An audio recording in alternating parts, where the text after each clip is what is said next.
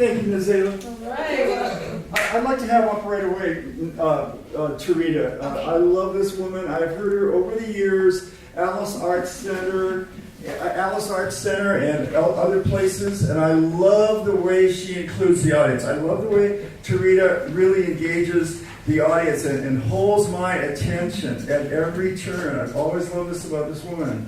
And although I've lost her bio for the third time, when I'm supposed to introduce her, I will simply introduce you to Tarita, and she will, through her words, you'll get to know her for sure.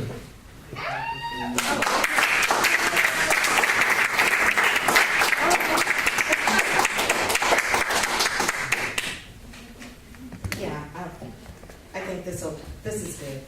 Okay. Wow. So, that's poetry and poets are always amazing, aren't we? Mm-hmm. Yes. We are amazing, astounding, heartfelt, feeling people. Yes. So I'm going to just open with one I memorized.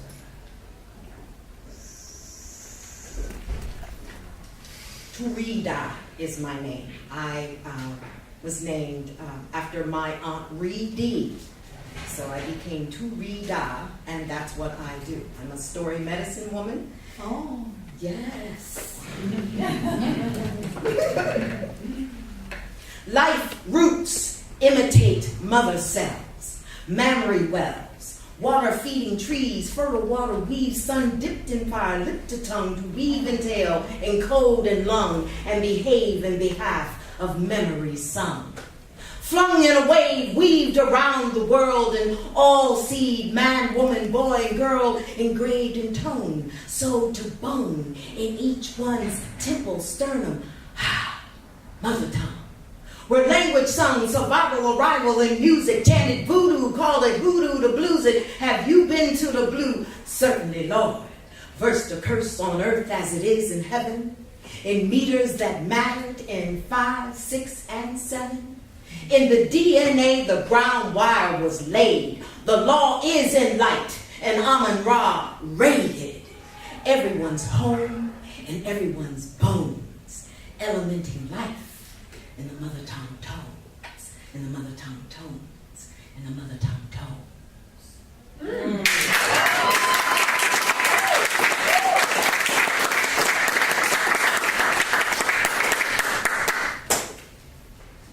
I'm going to read a piece that I just wrote not too long ago, and it's called Tell Her. And it's about a child that experiences, well, you'll understand. Tell her not to remember her mother materializing in her bedroom at daybreak that morning when she was 10 years old. Tell her not to remember how well her mama looked, dressed in her favorite suit, hair like it had just been done, walk toward her bed, bend down, kiss her forehead. Tell her not to remember getting out of bed thinking her mother had come home from the hospital. Tell her not to remember asking her 16-year-old cousin where Mama was because she just saw her but can't find her. Tell her not to remember cousin's answer, still in bedclothes, just look at her and cry. Tell her not to remember time on kitchen wall read 9:30 a.m. and feel something bad had happened.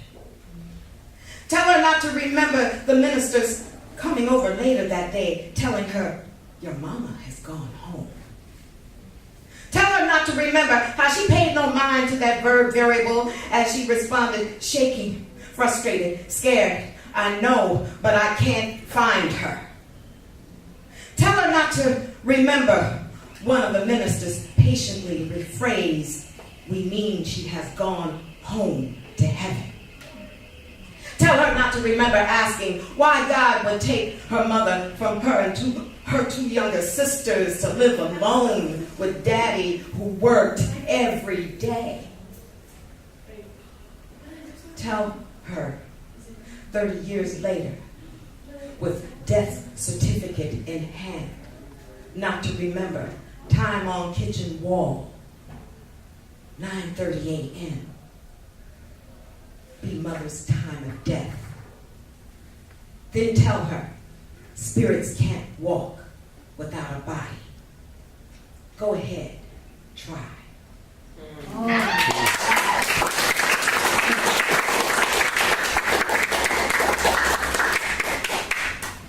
This one is, it's a piece that I did, and it's been a while, but I think I've only read it like twice, maybe. And it's about what we're going through, and every time you see a group of black people or people of color looking like they're out of their minds, you have to understand the impact that we have dealt with as people. You have to understand that. So this happened when I received the 6-page letter to teachers by James Baldwin. Baldwin, tell me one morning, get up, rise, daughter, go tell it on Wed Mountain. I gave it to your elder gave it to you. Now, quote what I've told you. Any Negro who undergoes the education system in this country runs the risk of becoming schizophrenic. Are you responsible?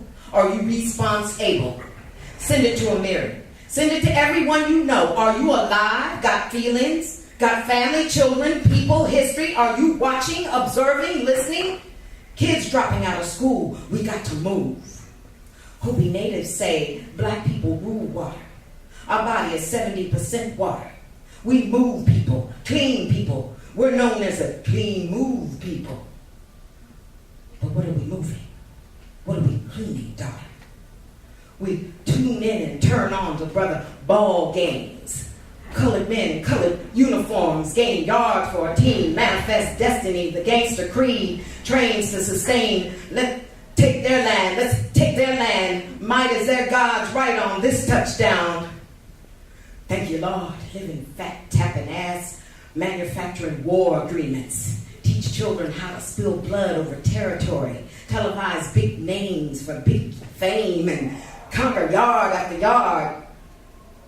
Kick, toss, throw, Brown Yoni's football star. Yeah, he's kicking wounds, daughter. Breaking bones, breaking homes. Cuts bleed deeper than a swimming pool. Stop. You question entitlements, daughter. Go for broke. Say something else I wrote. If a child is born in the era of the Third Reich, the child will be educated for the purposes of the Third Reich. Obama, American island child, educated in the best schools, won the presidential election, used him as a tool, want to call him Hitler, Manchurian candidate, programmed at the Thug Master's gate.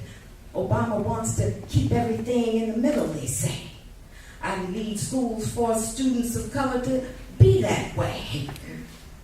You don't want to see that. You didn't see that. You saw this. You didn't hear it like that. You heard it like this. Be inclusive. Diversify. You wouldn't want to be a segregationist now, would you? You'll never get anything like that. Yeah, speak mid-truth, split in two. Never know what the right hand, never know. Okay, let me slow down. Never let the right hand know what the left is doing. What? On the same body? Damn. So you know, any Negro who undergoes the education system in this country runs the risk of becoming schizophrenic.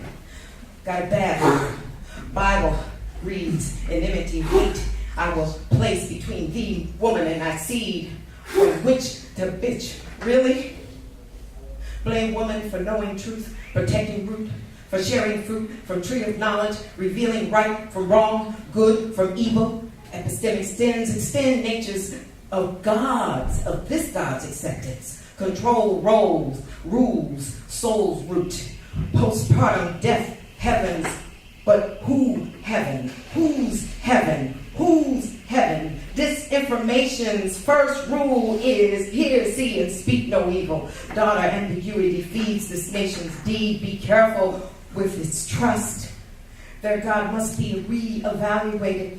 Tell Tell it on this mountain today that any Negro who undergoes the education system in this country runs the risk of becoming schizophrenic. And when you do, I'll walk you through the courtyard of a black man who stands guard over Japanese hand-brushed pictographs, recovered from a lost, dark Asiatic past. His name will be Bill Dallas. You will purchase one that means heat, energy, magnetism. Thank him, and he'll walk you through the courtyard where you will see a gallery called Chi, the Chinese synonym for the Japanese pictograph you just purchased. You will then look through Chi's glass window. Something going on. And there you will find me, framed in abstracts of red, orange, green, gold, and blue, created by this artistic dude, Ted Ponteflay. I'll roadmap your eyes to the back wall where a video loops a scene of Amiri Baraki delivering my eulogy. The curator will introduce herself as Corin Ennis. Within minutes, an old friend will walk in, Bobby Sharp, who wrote the song Unchain My Heart. He will offer a letter I wrote to him as part of the exhibit. Ask if you could read the letter. Feel what I was going through, the loneliness, confusion, despair, not knowing what I do or go or be. Ask for a copy of the letter. Corinne will be compelled to make one for you. Ask. After that, then leave. Go to the corner, to the Expressions Art Gallery, exhibiting art of incarcerated men. Mention Chi Gallery exhibits of me to the curator, Alan Laird. In turn, he will show a video of me in 1981 speaking at UC Berkeley. Something very brutal must be said about this great melancholy nation of ours, and if you don't believe me, you can ask the Indians. The intention of this country's government has always been genocidal. He will give you a copy of this video. You will ponder it, scream, cry as you remember what I wrote in the letter to teachers, that in the attempt to correct so many generations of bad faith and cruelty, when it has been operating not only in the classrooms but in society, you will meet with the most fantastic, the most brutal, and the most determined resistance, understanding any Negro who undergoes the education system in this country runs the risk of becoming schizophrenic. Now know, too, that it has been made increasingly clear that you, as have many, have been magnetized to magnify and correct injustices such as these that impede our survival. Heat is rising, daughter. Water's troubled. Find those of like mind and legalize your freedom.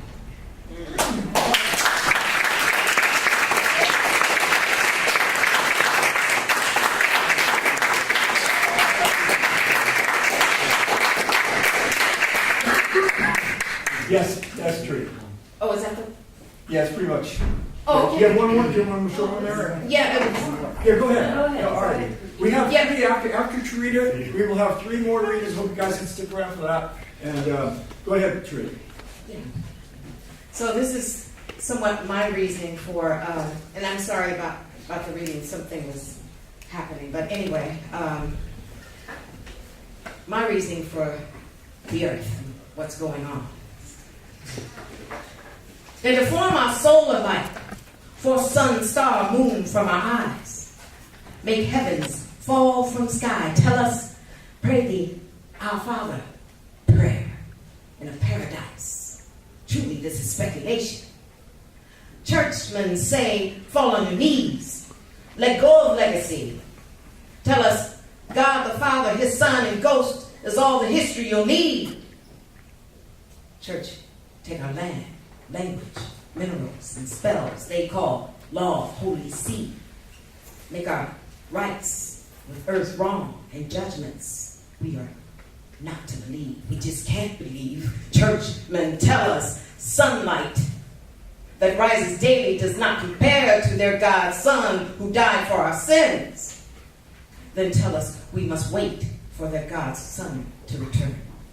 Do they not understand? Our sun returns every day, walks on Water feeds multitudes, rule time, season, moon, every day. Church words burn our heart, disowns our body, fades our spirit. Yet they say, if we do not wait for the God's Son to return, we will commit a sin against their Father and will not be saved for heaven when we die.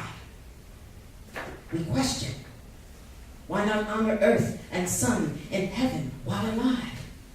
Why does the vicar of Christ hide in a church dungeon from sunlight? If our sun dies, surely there will be no life. Church tell us if we do not believe or have faith in their Father's Son and his ghost, we will burn in hell for eternity and be among the Antichrists. We hear churchmen talk in spells that share no vision with our eyes, and know if we follow churchmen, we will submit to anti-life.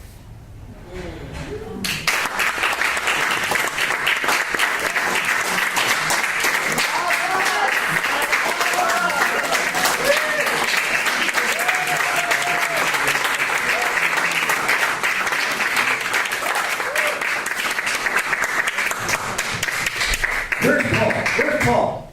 Paul, are you there? All right, it's Paul's birthday yesterday. We have something for you, Paul. We do. Yes, we do. We have something for you.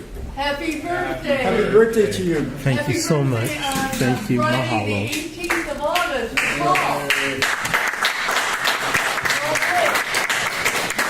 Paul is a valued assistant to Mel Vapor, who runs this wonderful media center here with so many wonderful activities going on, with films, with interaction with the students right here in Berkeley. They come and they make their movies and green their videos and everything else. He's been instrumental. We've been a long time institution here in Berkeley. So we really appreciate both of you and Paul, who is so helpful. We have three more. I would like to. So glad that Ali is here. Ali Marini is a swamp witch from Tennessee. That's what it says. Tallahassee. That's right. Oh, wait a minute. Tallahassee. What's the matter with me? It's dyslexia. It's beyond belief. It's really shocking how confused I can get. She may or may not be part cicada. Did I say that right? Cicada. Cicada. See what I mean? Not once can I print. All right, this story won first place in Psychopomp Magazine's 2014 fiction contest, where print copies can be purchased. Ali is also a volcanologist, a spelunker, a designer of race cars. She can hold her breath for 2 hours. She's a botanist, a zoologist, a brain surgeon, a dentist, a glass blower, an architect, a cosmologist. Get up here. Seropodist, chemist, champion skateboarder, paleontologist, a butterfly collector, alligator wrestler, a pipe fitter, a harp player, an acrobat, earthquake predictor, oceanographer, microbiologist, and chief negotiator for the return of Constantinople to the West. How about that?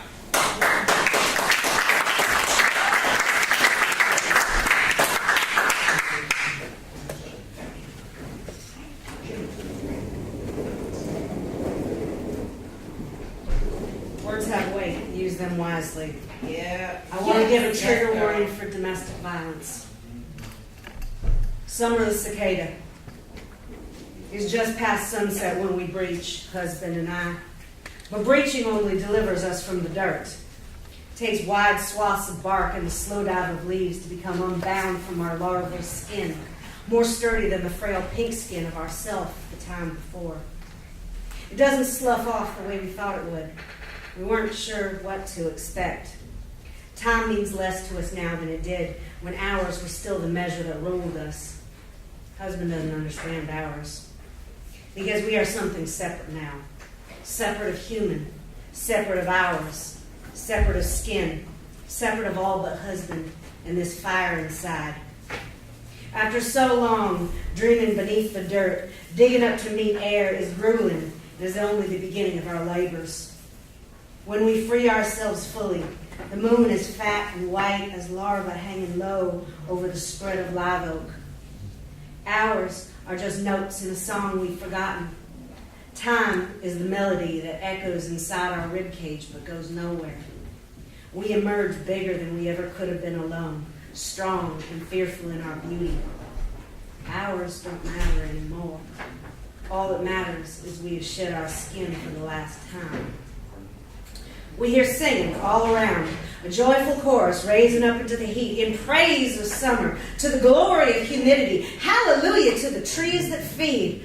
Hosanna, Hosanna, husband, chirps to me, for my song is different, sung only for me, for me, for me. The wife he chose those years before we went underground. His song for me rejoices in our union, consecrated in mud. Husband promised me a gift. Though it would take years to make good on it, never did I doubt that when the summer marked its return path to the ground of our marital bed, he would keep to his word. He would know our anniversary without knowing things like hours or days or years. He would present his gift to me, just as he said he would when he took me a wife and made us into something altogether new. We are born again together when we breach nature's fearful symmetry, our union.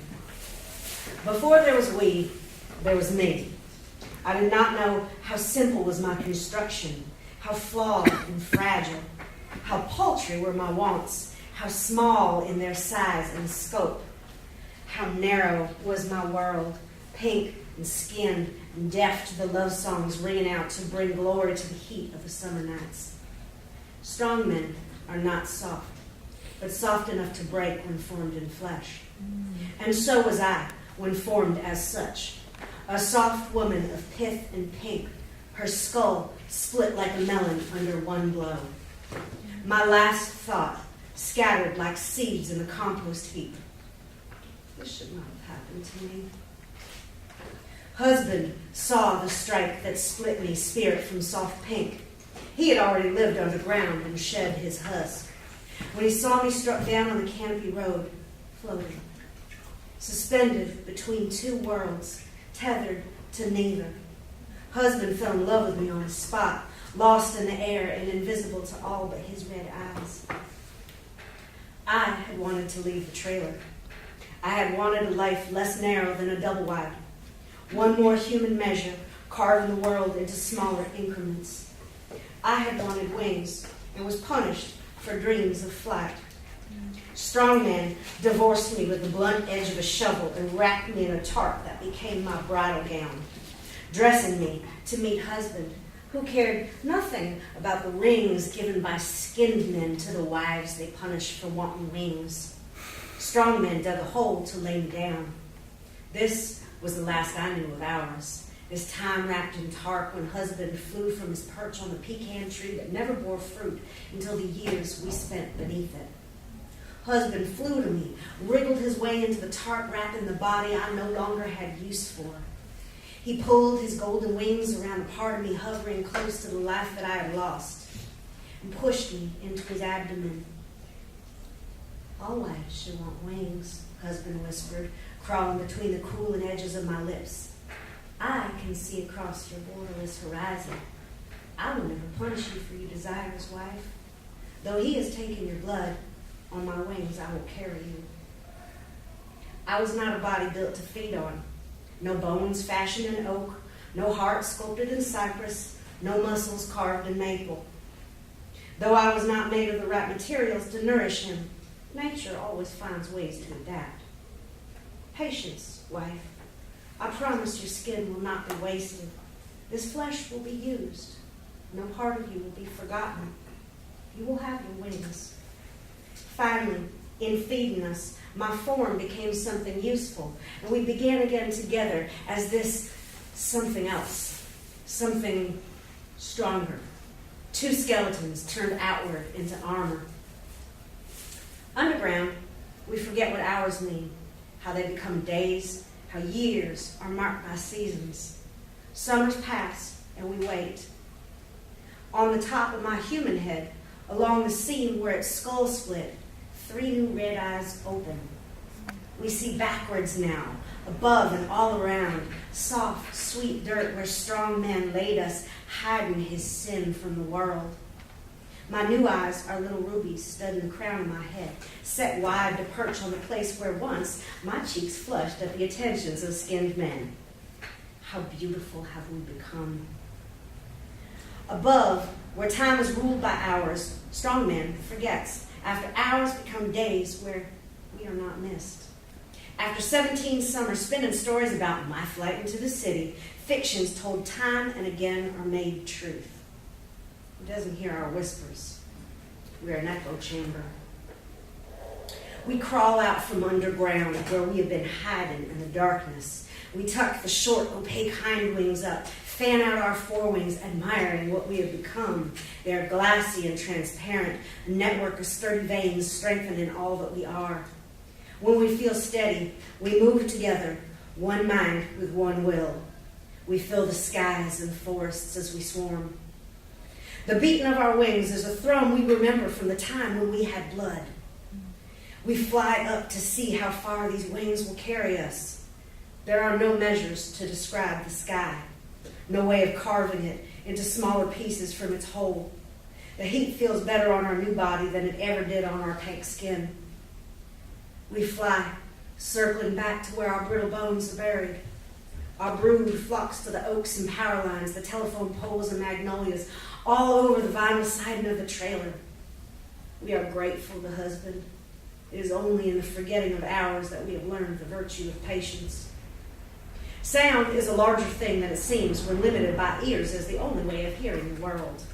Inside the paneled walls of the trailer, where we dreamed of flight and died for our want of wings, Strongman is restless. We feel him tossing. We smell his tension. Our song unnerves him and disrupts his sleep. His sweat turns the bedsheet into a shroud. He struggles against the temperature and prays for the heat wave to break. He does not know how petty are his desires, how narrow and small his wishes, how little he knows of guilt. The sun rises, and we watch him leave the walls he hides between. How gray and ill-fitting his once tan skin has become. His back is stooped lower than the broad swath it was when he raised the sharp edge of the shovel to split me. He avoids looking to the tree where our bones sleep. The litter of pecan shells cover the ground, uncollected, mulching day by day. Somewhere in his skin of buzzing blood and meat, he knows there is a vein connecting the tree which bore no fruit until he laid our body beneath it in the unyielding song of our brood. For 2 moons and 2 suns, we continue our serenade. We relentlessly cling to the windows, squeezing into the trailer through crumbled window seals, secreted in the corners where our voices can be heard but not quieted. He learns how taut a line his fear can stretch. Spinning into the night, husband mates with me, breathing flowers into my mouth and seeing me reflected black ruby in his 5 eyes. Wife, how beautiful you are, he echoes into my ribs, a reversal of Adam through clay. When Strongman broke off your wings, it was only for me to take hold of you and grasp you with my digging legs as though you were my heart. We glide down from our perch, struggling to stand upright. Our form no longer feels at ease standing on just 2 of our legs, like we did when we were skinned. Here we are at the door, waiting to avenge ourselves against the wicked one who gave us over to the dirt. Husband, a blessing born of curse. The door is no match for the might of 6 legs, so much stronger than just 2. Our brood increases their volume, building to a frenzy as we raise ourselves erect and spread our wingspan as wide as this body allows. We were not large as a woman, but as what we have become with husband, we are vast. We fill the whole of the space from one wall to the other. Strongman surges out from the dark cove of his bedroom with a double-barrel shotgun, which he drops upon laying his 2 brown eyes on our form. He drops to his knees like he should have so long ago, back when ours were still the thing we had concern for. Though there is little left to the body we molted and left on the ridge, he knows that it is us and that we have finally come from him. The walls shake from the voices of our brood, each cicada joining the song in rounds, building to a pitch that is hideously sweet. Strongman holds up his two hands in a gesture that asks of us what we no longer have the means to give. There can be no forgiveness for the sinner. This song is a reflection of the life we had when we were soft and pink and fragile. That life is gone. This one is a beautiful monster, his monster, created especially for him by the blood of mine spilled and the magic husband has spun that blood into. The timbre of our singing brings Strongman's hands to the sides of his head, clawing against ears that only now know the limitlessness of sound. As the windows shatter, we embrace the gift husband has given us. We are something separate of human and cicada. We are neither and both. Strongman sags onto his haunches. The whole trailer shudders. A trickle of blood from the nose and his ears runs riot, and Strongman crumples, all empty husk. The night is never as quiet as humans think it is. Even in the thickest woods, there are night birds and frogs calling out to the darkness, loud as any freeway traffic. We have no need to remember things like hours, but for longer than a heartbeat, there are no cicadas calling. The stillness of the aftermath is eerie and alone. Then, as quickly as our chirps fell quiet, they begin again. Our brood takes flight, their wings like bullets shot up to the stars. Husband and I sleep our last twilight together in the cover of our pecan tree, where beneath it our bones have finally settled. On the break of sunlight, I can no longer feel husband with me. Every moon we spent together was his gift. With the sky as my empire, I course through the summer heat on these wings. With a mother's instinct, I know where I'm supposed to rest, far, far, far from the bones of a soft-skinned woman and her brave husband. From the tip of my abdomen, I have grown a spike, and once I find the safest joint of the oak's boughs, I use it to slit open the green branches. We have succeeded in loving the expanse between us, husband, I echo to him somewhere. In the open stems of green oak, I lay hundreds of our children down like a handful of rice that was thrown at me once for luck at my wedding to the strong man. When I am as certain that all my children are as safe as I can leave them, I have only enough strength to fly back to that pecan tree. I flew far and wide so that our daughters need never know what it is like to be punished for wanton wings. When they are grown, they will know how to navigate back to that pecan tree next to an empty patch of land where grass will not grow, where once a trailer combusted on a hot summer night, where once their father lassoed the floating heart of a pink giant and made a vow that turned us into something more fearsome and lovely than we would have ever been on our own. I will never know what my daughters will be when they breach, but I know they will be legion, and that their wings will be both terrible and mighty.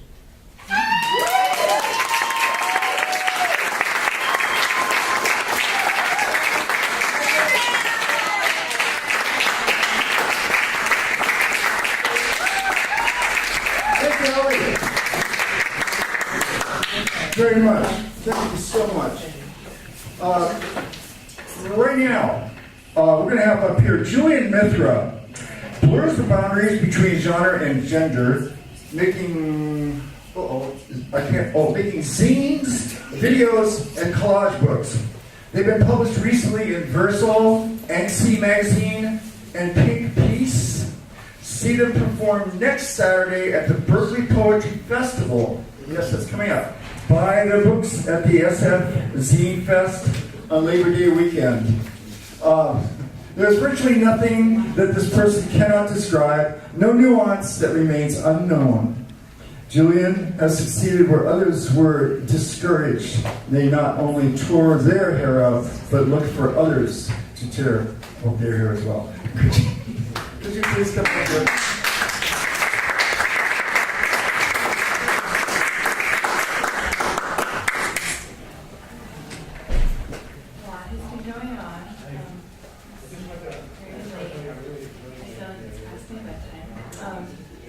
thanks for everybody who stayed past some of the things that most people would just leave for. And for the people who read and remembered space like the last reviewing, who kind of were like safe in the room.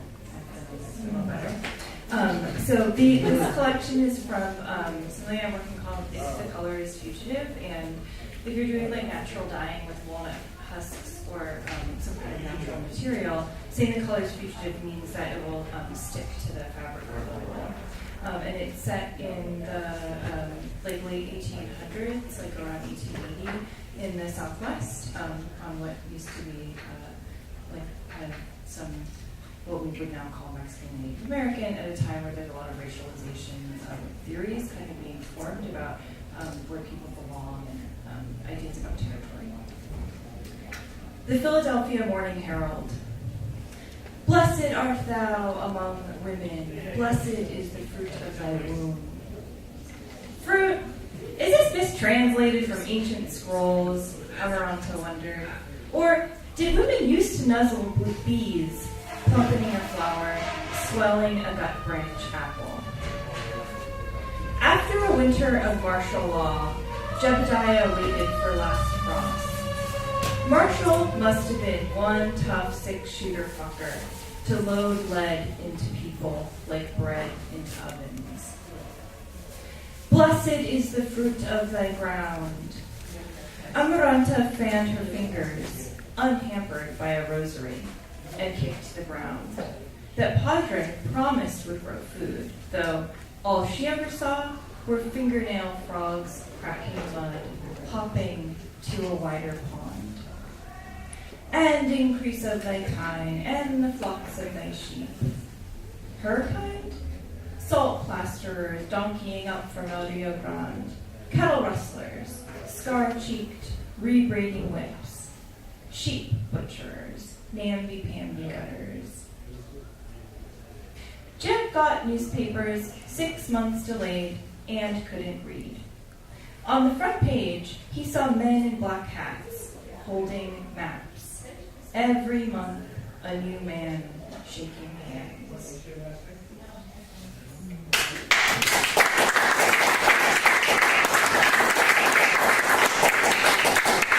Mary Brown. Nemesio says marigolds are the closest he'll ever get to love. They must be shielded from a blistery wind and too many dogs. Petals ripen like tallow, softening in sun. Blow on one. If half the petals cling, I should scour rusty scissors and get on. Too shy to ask if there were also Mary Browns, I hold the basket beneath blooms and lop them off at the neck. Cheeks syrupy, foreheads worried, hair tangled, like it didn't matter to keep Mary from Mary, like he couldn't hear them pleading for one more morning. Wood's too good for dye, so under Mr. Forge's kettle, Nemesio burns cobs picked clean by mice. Me and Bess will get one switch each, if he finds a middle, 2 switches for a stem.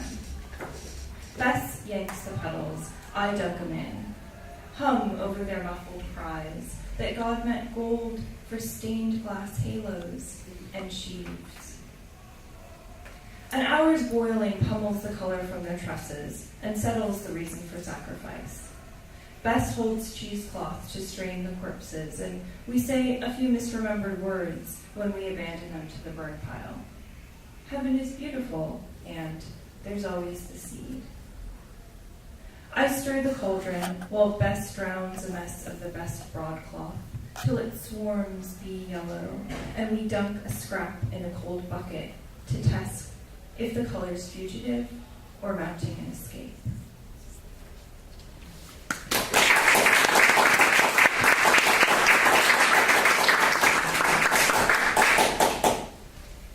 Bone black. Curse the god who bequeathed Senor the burr in his burro to paint the sky in the month moths abandon soft froth for a candle thought. His canvas masticates warbly light and swallows it. For Senor Alvarez's starless night, He knocked soot from our kerosene chimney to mix with linseed oil. Amaranta unstoppered bottles and basketed a dozen corks for his hee-haw spark, smudging them black as tar. In July, Amaranta scoured lamentable grapes struck by drought, nicking her fingers on stems, trashing fruit, so he could smoke vine black from a half-wagon haul and wince it down to an ink pot. Us recruited ruffians are threatened with a turpentine unless we make more black. Abuelita corrals the moon. Terrible Dixon tarnishes stars in the folds of her apron. And Milquiera suffocates wildflowers with flour sacks soaked in urine. Senor demands blackest black, not dim, not the deep nostril of an unbroken horse, not iron filings. He snorts, drags pick and shovel, returns a week later, clacking a coffee bag twisted with bones, walks the barn. The char takes 5 days to claim bones anguished from their chalk-blind white to black, reckless enough for perfection. If Amaranta had her way, she'd save pigment for crow feather, dot on lice, newspaper date, locust shadow, badger eye.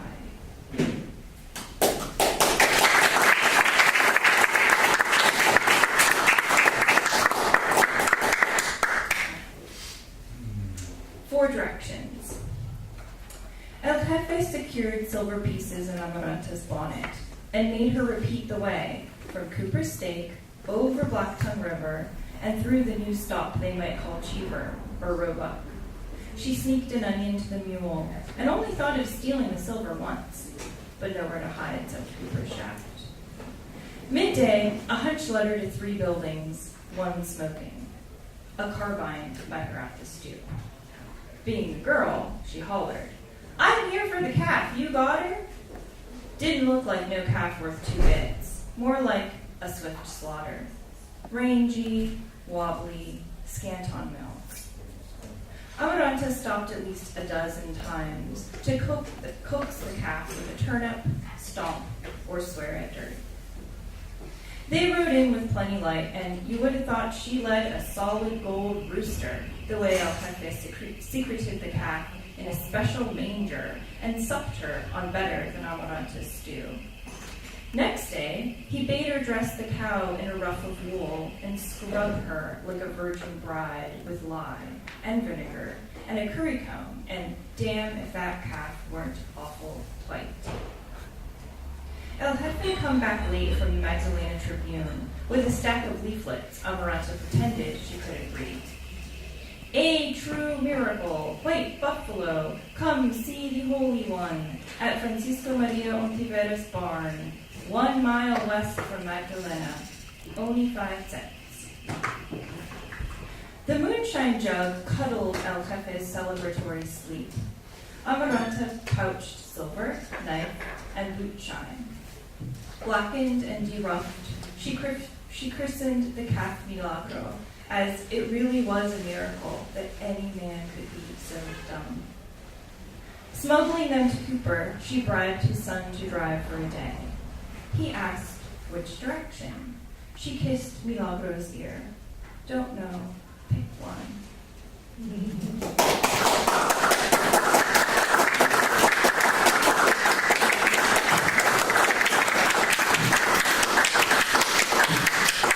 Thank you, Julian, very much.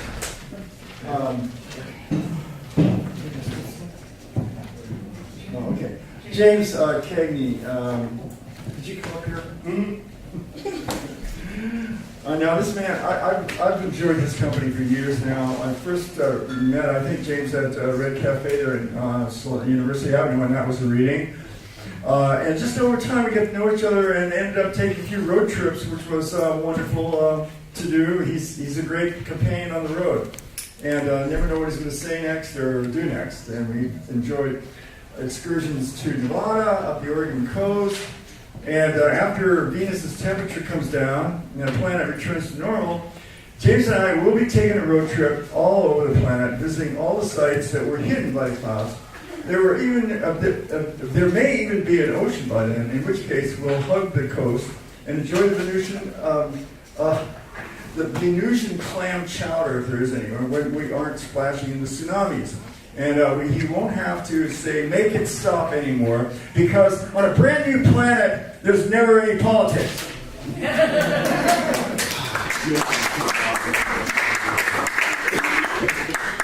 Thank you. Good evening, everybody. I so appreciate and thank you for staying. I am going to respect our time and do this truncated and quickly and get us the hell out of here. Well, give yourself enough. I'm going to do 4 poems and we're going to be done, and that's the show. I'm going to start with the reason for the repetition of sound in this poem. It's an actual form. It's called a pantoum. And this form actually fits the subject to me. So this is called Sandwich School. Give me a turkey sandwich with everything, no onions. I don't want them things. What's that? Red bell pepper tastes like water, nasty. And pickles, I want pickles, extra pickles. I don't want them things. What's that? Olives is nasty. Yellow cheese, the yellow kind. What kind of bread is that? Brown? Ugh. Did y'all put honey mustard? I'm watching y'all. Olives is nasty. Yellow cheese, the yellow kind. What kind of bread is that? Brown? Ugh. Did y'all put honey mustard? I'm watching y'all. Look, ain't you been to sandwich school? Damn. What kind of bread is that? Brown? Ugh. That's too much lettuce. That don't look right. Ain't you been to sandwich school? Damn. I'm allergic to tomatoes. Oh, hell no. That's too much lettuce. That don't look right. Red bell pepper tastes like water. Nasty. I'm allergic to tomatoes. Oh, hell no. Just give me a turkey sandwich with everything, no onions.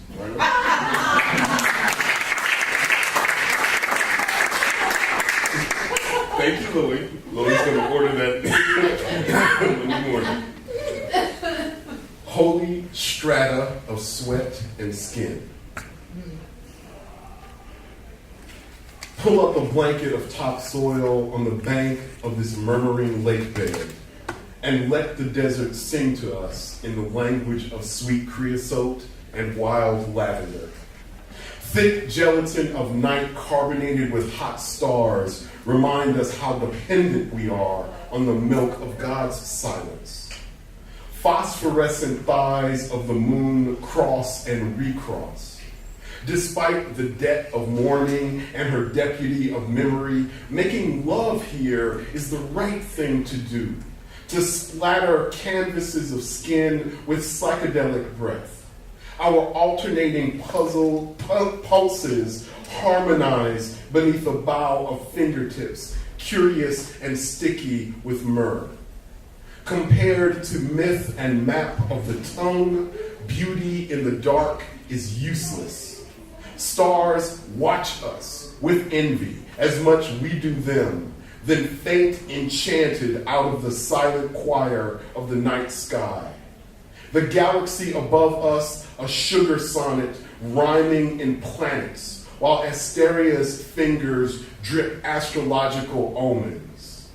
Silver oyster toenails, zipping mirrored gravel beneath the braille sky.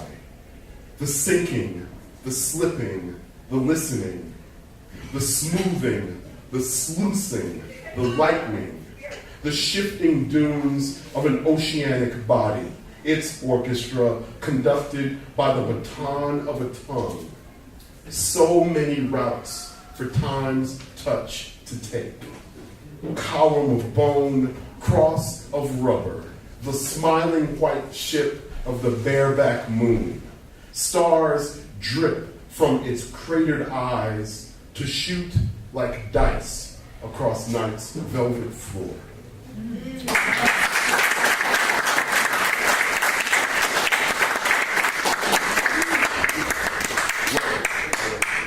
Drop bios, please stand by. This is shame mass in the workroom closet. The cleric, the body, the cheering blood, the spoonfuls of honey I expect to heal me. The price of acceptance is to kneel on the faith of this velvet darkness. Take, eat, he says, again, again. and once empty of incense, shyly closes like a flower or a fist. Makes the sound of a strummed air guitar. From somewhere in the dark behind me, now rises a beeping noise. I turn toward the room's electric pulse. There sits a hospital bed amongst the boxes. I approach, stand bedside. I am a nurse holding a baby. The baby is me. The woman on the bed is shaking her head, no, just no. I am a motherless child before I've had chance to be mothered or a child. I approach, stand bedside, my mouth still gurgling a hot pond of anointed sea foam. The Morse code of mechanical beeping tells me the figure on the bed is dying. The figure on the bed, a stranger. No, I am the stranger. The figure on the bed is my birth mother. No, the figure on the bed is my adoptive father, still drunk from winter 1968. He appears devoured by a quicksand bed licking its sheets. Behind me, young Jehovah closes his docket, says, I'm running late. I gotta get back. I gotta go. I gotta. We cool, door opens. We cool, click. What I cannot say, machines speak for me in a syncopated orchestra. My birth mother snaps shut like a purse. My father looks through me for a sun not risen. My father who arts on the banks of the river Hennessy. My father squints at me through a gauzy medicinal haze, like gazing through cigar smoke, greasing the air of a bar. Poor June, he says. Poor June.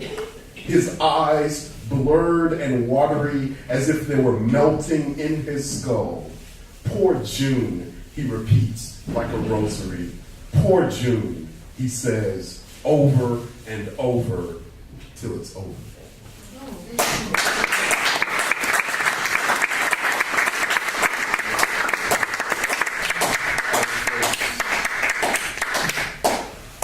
This is still for Prince. It is called Housequake. And it's also for my friend Serene, actually. I'm going to say it was the summer after high school and before eternity. We were driving down 880 when from the radio suddenly burst forth Housequake. And what happened next, I've only seen Sundays among an ocean of elders and a bloom of church hats, where even the choir girl said, when you're touched just right, it burns Holy Ghost hot. It was just shut up already, damn, but she couldn't hold it. She sped to the next exit, barely peeling off the asphalt for the shoulder, ejected herself from the quaking car, and danced. This is how to get God's attention and company. Through the currency of movement, the cleansing agitation of hips in hurricane. This phantom flowing through the speakers, this music a nipple to our lips, demanded we take off the burning invisible and put on something cooler than a mouth. We danced beneath a disco ball of freeway headlights because the power of purple compelled us. Wherever we were going, we arrived already. Through the sudden ceremony and call of the drum, we were on fire, running from water, not wanting to be turned loose. And child, look, you got no business dancing unless you'll dance by the side of the road like most fools change tires. You got no business picking up an instrument if you don't plan on stroking nobody with it. You and your filthy fingers got no business making this kind of music unless you are ready to make God come. And so, here's to the moaning needs of the highway. Here's to stained back seats and driving a stick uphill with your tongue. Here's to blowing harmonics from the source of all sound. Life depends more on rhythm than lyrics. how all hearts connect to one another through guitar strings, tuning you to the frequency of all suffering. Who else could do this to us but a man beyond names and labels? Who else could take us hostage on the one? Let us bump and be bumped in the name of Sly Jesus on the purple Sabbath. This is what Mama can't compute. To call fire by its first name. To dance and know God by the side of the road. Oh, purify me in all the things Mama told me not to do. Mama, take a bite of this purple orange and work your body like a whore. Thank you, guys.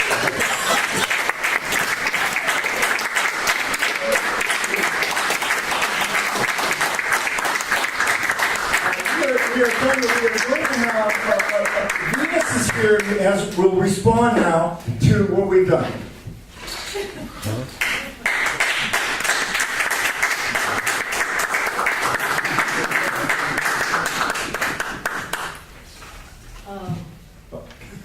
Is Tom still here? No, it's not.